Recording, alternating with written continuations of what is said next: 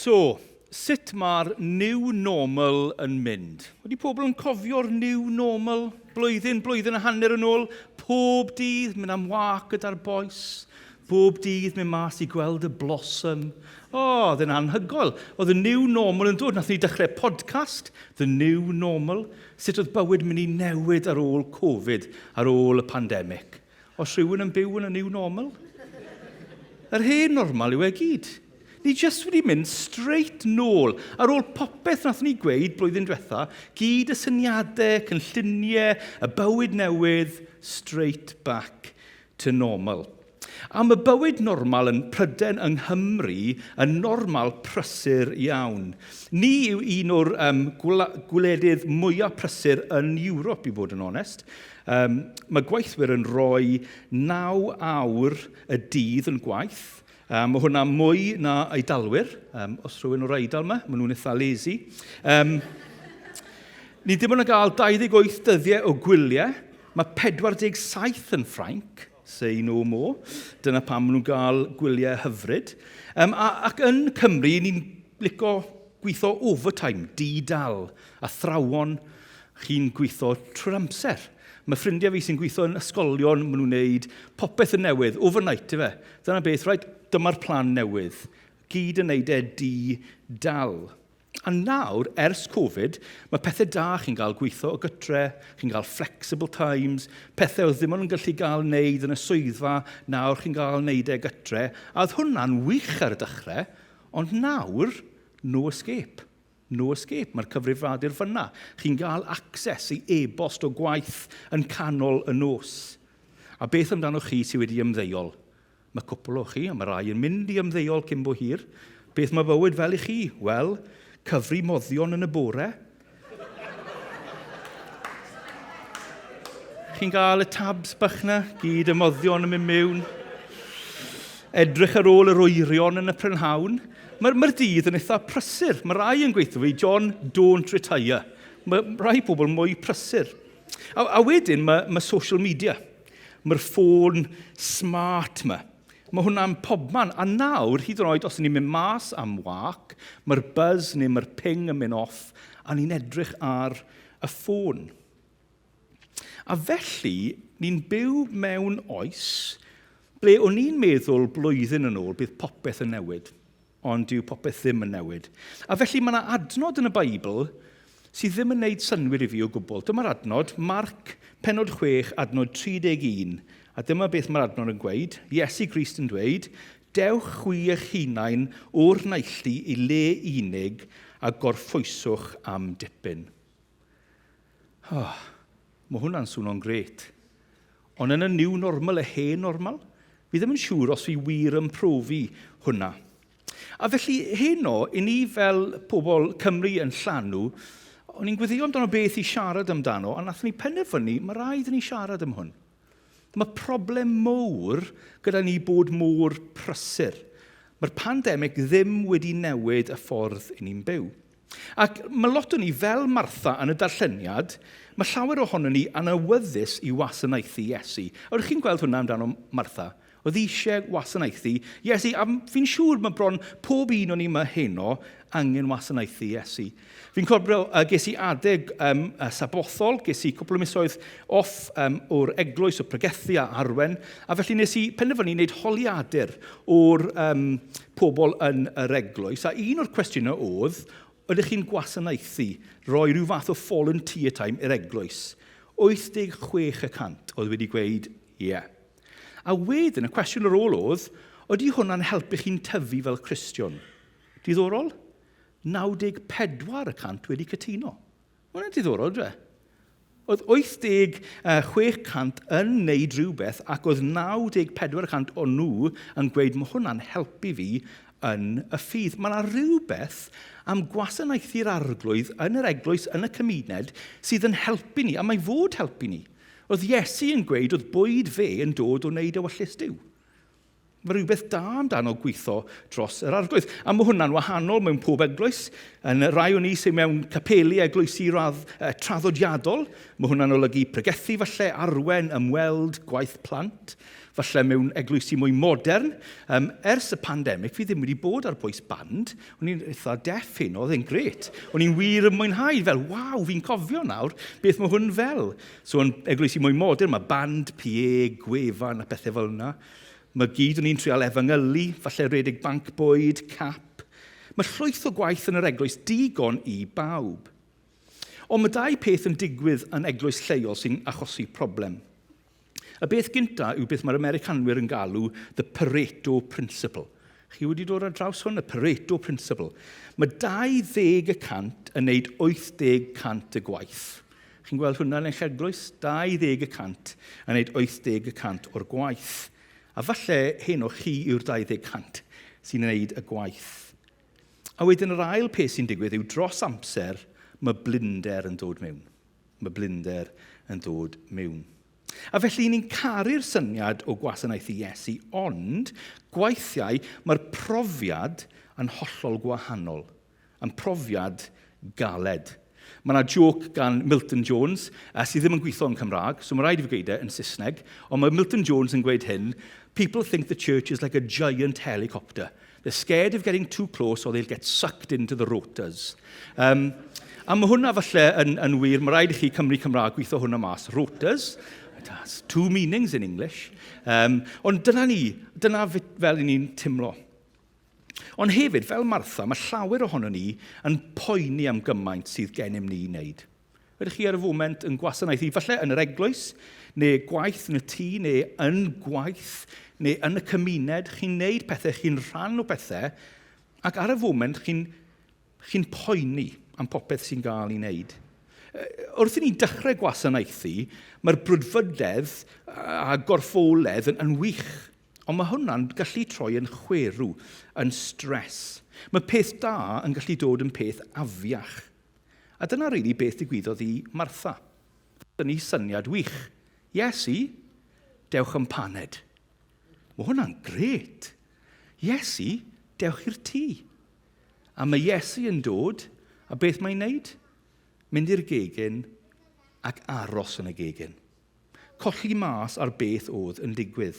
A wedyn mae Martha yn dod mas a gweud, arglwydd, dwi ti ddim yn poeni, dwi ti ddim yn becso amdano beth i fi'n wneud.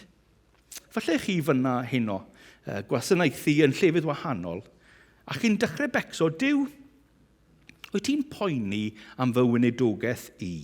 Achos mae pobl ddim yn helpu fi. Duw, wyt ti'n poeni am fy mlant i? Achos mae'r gŵr ddim yn helpu fi.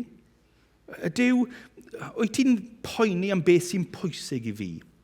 Mae'n posib yn môr brysur bod ni'n meddwl bod Duw ddim yn poeni. Ydych chi'n teimlo fel na? Ond hefyd, fel Martha, ambell gwaith, dyn ni ddim yn gwerthfawrogi amser gyda'r arglwydd. Dyma'r problem yn y bôn gyda Martha. Oedd hi ddim gwerthfawrogi'r amser gyda'r arglwydd. A mae hwn yn anhygoel, ryfeddol. Mae Iesu wedi gweud wrth Iesu i rybyddio Mair am eistedd wrth draed Iesu, am gwrando iddo fe. Chi beth wedi meddwl pa mor awkward a embarrassing bydd hwnna wrth i Martha dod mewn, fi'n credu cyn dod mewn, bydd wedi dropo cwpl o pots y pans ar y llawr. Chi'n clywed y stori, chi'n bod y pregethwr Americanaidd Tim Keller, mae fe'n gweud yn llyfr fe ar priodas, un diwrnod dath e gytre, oedd wraig Cathy Keller, jyst yn smasho llestri. Oedd e'n, ti moyn siarad? Ydw. Dyna ffordd. A fi'n teimlo falle oedd Martha ti'n meddwl bach fel yna wrth dod mewn. Ond yn y moment fan hyn, oedd Martha ddim yn gwerthfawrogi amser gyda'r Iesu. Oedd hi'n becso mwy am gwasanaethu'r arglwydd na gadael i'r arglwydd gwasanaethu hi. Dyna problem fi. Ydw i'n problem i chi?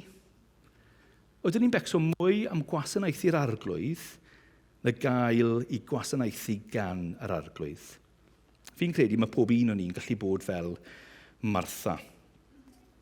A felly, fi eisiau edrych arno hwn. Nawr, os ych chi'n dechrau'n timlo o na, mae hwn yn mynd i wneud i fi'n timlo aiog. Dwi ddim eisiau wneud i chi'n timlo yn aiog, achos Fi'n dwlu ar y darn fan hyn, a fi'n dwlu ar y ffordd mae Iesu yn ymateb i Martha.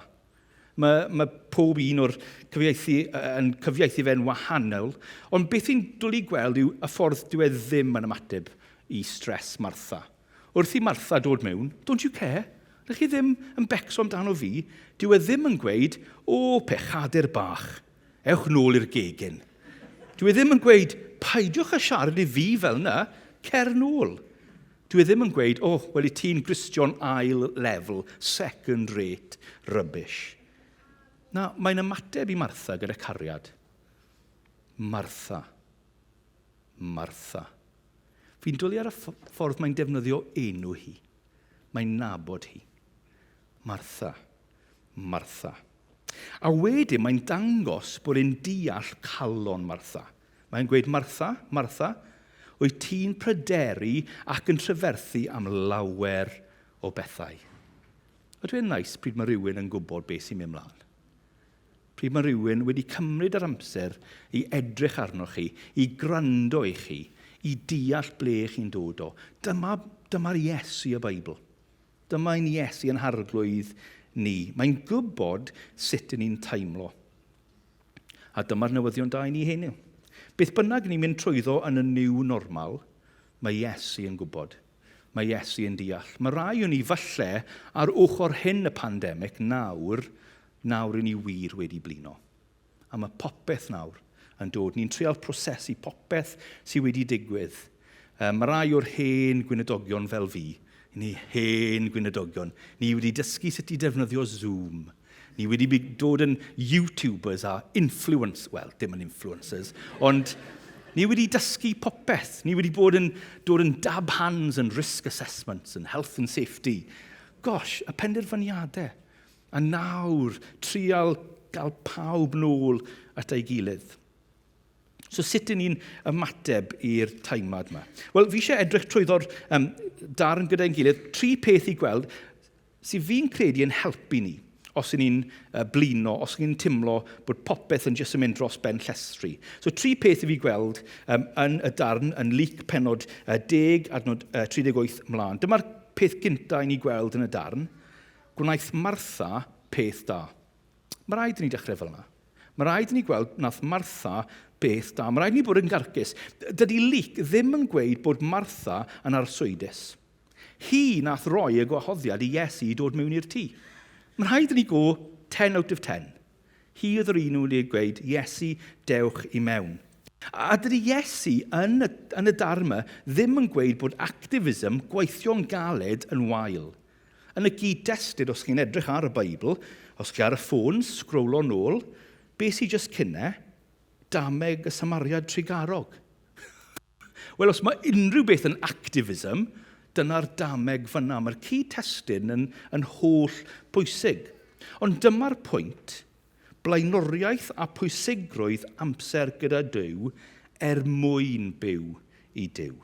Dyna beth yw'r blaenoriaeth. Hynny yw, y trefen cywir yn y bywyd Cristnogol yw Iesu cyntaf. Chi'n gweld edrychwch nôl i Luc 9. Mae'n diddorol fel mae popeth yn gweithio fan hyn. Mae hwn wedi cael ei editoed gilydd i dangos i ni pethau. So nôl yn Luc 9, ni'n cael y gwedd newidiad, holl pwysig, gwrando.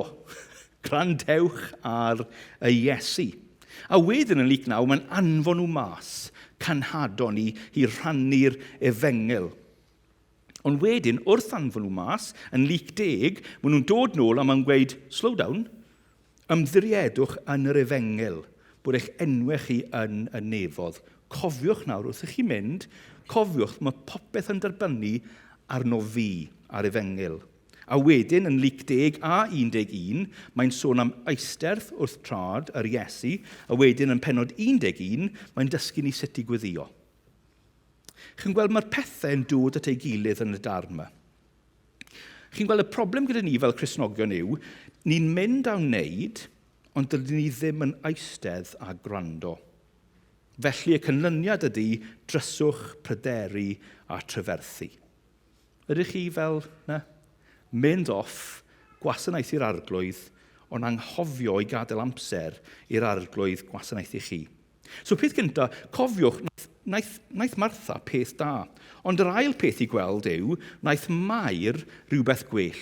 Naeth Mair rhywbeth gwell. Nawr dyma y peth i deall yn y testyn yma.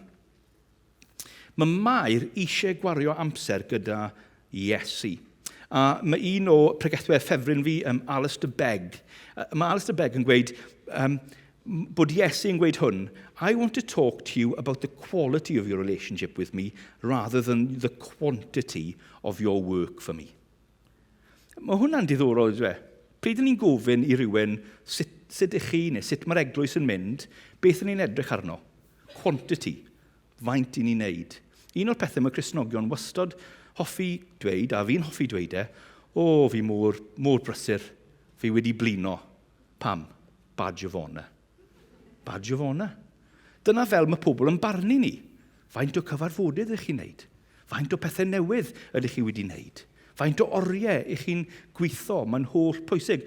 Os ych chi byth mynd i rhyw fath o cyfarfod gwynedogion, dyna beth maen nhw gyd yn wneud, straight away. A fi'n siŵr bod e'r un peth gyda thrawon, pobl yn gweithio mewn businesses wahanol, ni jyst yn gweud, dyma beth fi'n wneud.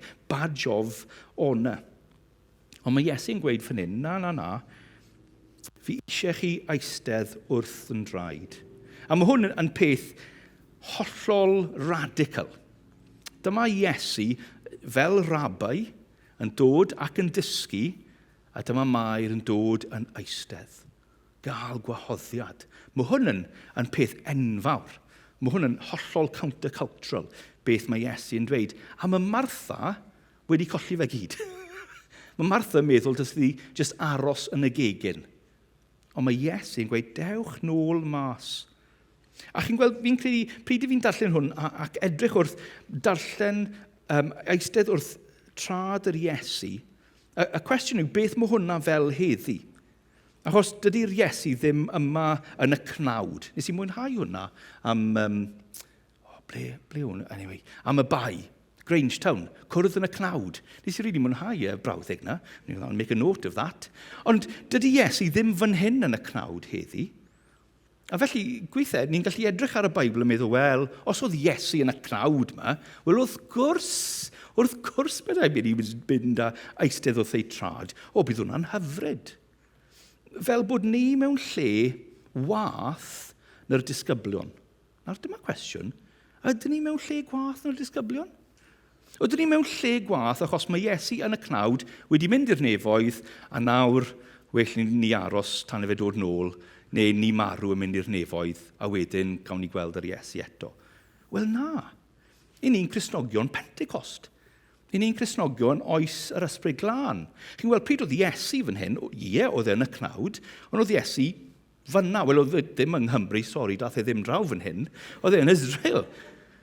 Dim lot o pobl oedd wedi gael gweld yr Iesu, ond nawr mae Iesu yn ei ysbryd, yr ysbryd glân, yn byw yn pob Gristion. Mae Iesu gyda ni yn yr ysbryd ble bynnag i ni mynd. So i fi'n credu, i ni mewn lle well na'r disgyblion. Dyna beth yw bwriad fi, achos mae Iesu wastad gyda ni yn yr ysbryd. A felly mae yna pob dydd, pob awr, os y'n ni angen, mae yna opsiwn o eistedd wrth trad yr arglwydd. Chi'n gweld, oedd rai chi'n meddwl, fi'n gwybod ble mae'n mynd nawr, amser tawel, the quiet time. We know where he's going. Ond y peth yw, mae'r quiet time, mae'r amser tawel, mae'n cael bad rep. Ni'n meddwl amdano fe fel rhyw fath o marathon, rhyw fath o activity arall. Oedd e wedi wneud yr amser tawel, oedd e wedi mynd trwyddo'r Beibl blwyddyn hyn, oedd e wedi mynd trwyddo Leviticus neu na, a ni'n cael rhyw fath o tick box. Ond anghofio bod darllen y Beibl, hynny yw darllen y Beibl a gweddio. So yn y meddwl i, doedd ddim yn gwahanu'r ddau. Ffordd gorau o gweddio yw gweddio'r Beibl. Os chi'n stryglo, a chi eisiau gwybod fel i gweddio, sut i gweddio, darllenwch salm, edrych ar y geirau, am yr adnodau. Nid jyst yn gweddio'r Beibl yn rhot, ond gadael i geirau'r Beibl dod mewn i'ch bywyd, i'ch colon, i'r meddwl, A chi'n ffindo bod chi'n gallu gweddio'r Beibl, ond hefyd darllen y Beibl wrth gweddio. Beth jyst darllen y Beibl mwyn dysgu pethau, ond darllen y Beibl gyda'r awdur. Mae hwnna'n gret. Chi beth wedi darllen darllen llyfr gyda'r awdur? So, pryd o'n i'n ifanc, o'n i'n casau darllen. Really casau darllen. Nawr, fi ar Goodreads a fi un o'r marathon good readers. Top 10 in Wales. Wel, top 12.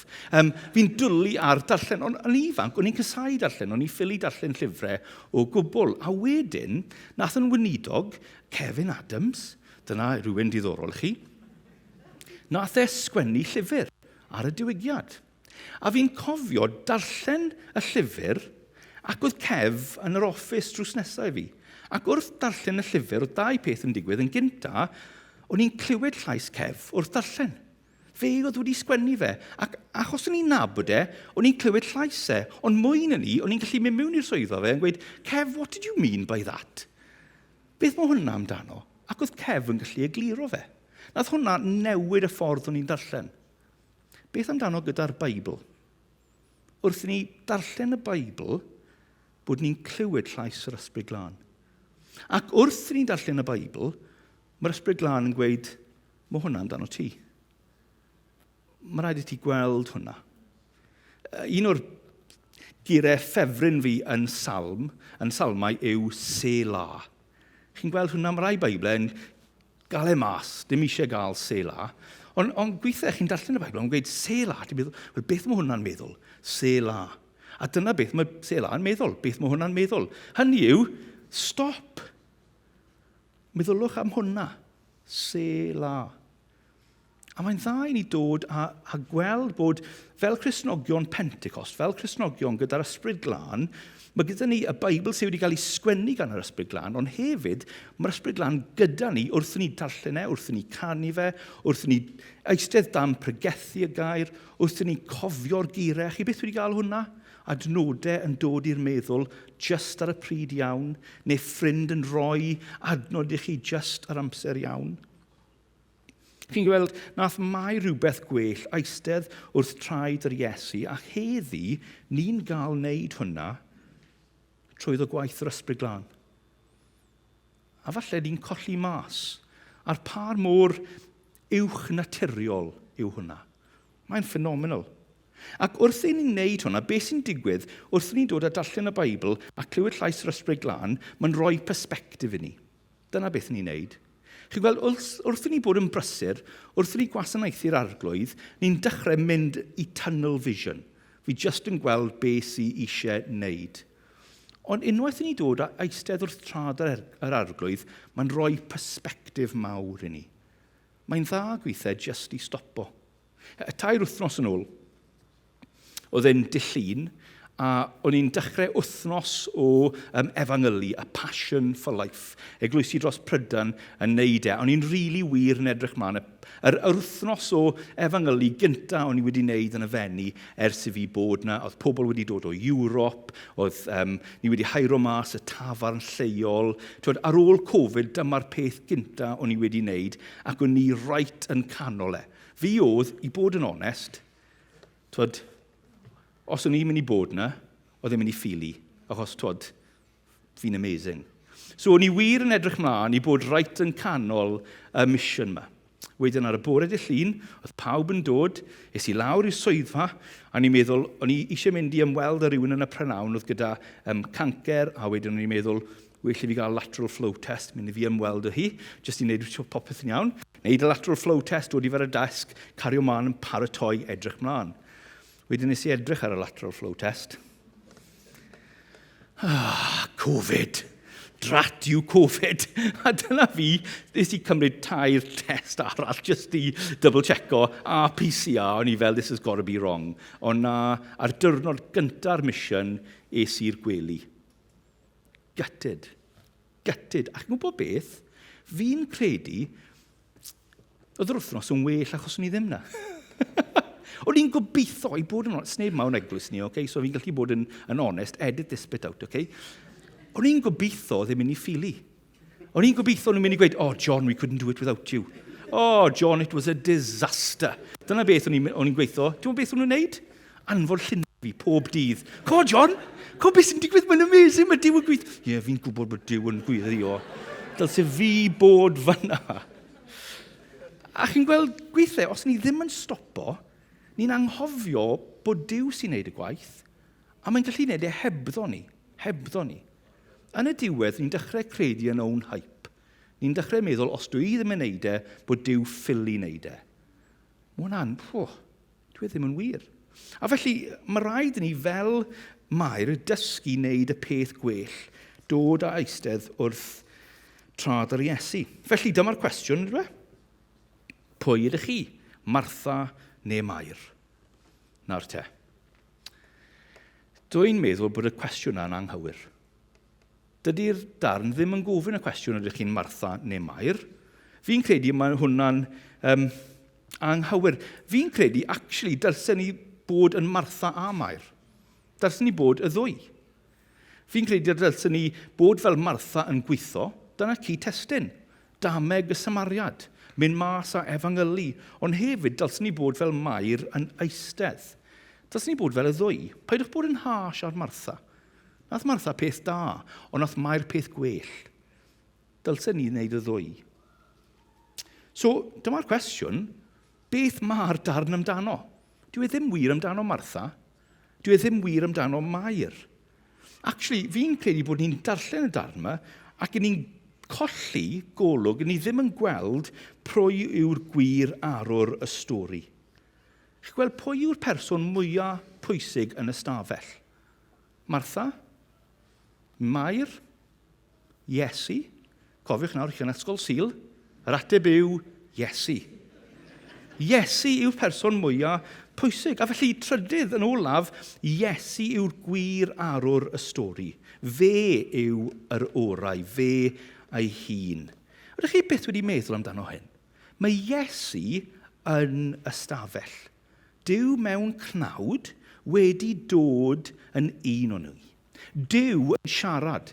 Yr un y gair oedd wedi creu y byd wrth siarad y nefoedd a pob peth yn siarad. Y Dyw oedd y mas fyna yn dod yn agos. Dyma'r Dyw goruwch yn ymestyn mas i'r creiad pobl fel ni. Dyma'r wyrth bod Iesu yna. Dim bod Mair wedi eistedd. Y wyrth yw bod Iesu wedi gofyn iddi eistedd. Bod Iesu yn siarad. Dydy Luc fan hyn ddim yn gweud paidiwch bod fel Martha a jyst byddwch fel Mair. Na, mae'r ysbryd glân yn dweud trwyddo Luc, dewch i'r Iesu, grandewch arno fe. Chi'n gweld fe yw'r un sydd yn gwasanaethu ni. Mae John Hindley wedi sgwennu llyfr o enw Serving Without Sinking. Llyfr da, John Hindley, Serving Without Sinking. Wi wrth meddwl dylse'r teitl bod Sinking Without Serving. Well, fi roi hwnna i'r aelodau. If you don't serve, you'll sink. Ond mae fe'n gweud Serving Without Sinking. A mae John Hindley yn gweud hwn. Trwy'r llyfr, mae rhaid i ni dysgu bod Iesu yn gwasanaethu ni cyn bod ni'n gwasanaethu'r arglwydd. Dyna'r ffordd i Iesu gynta.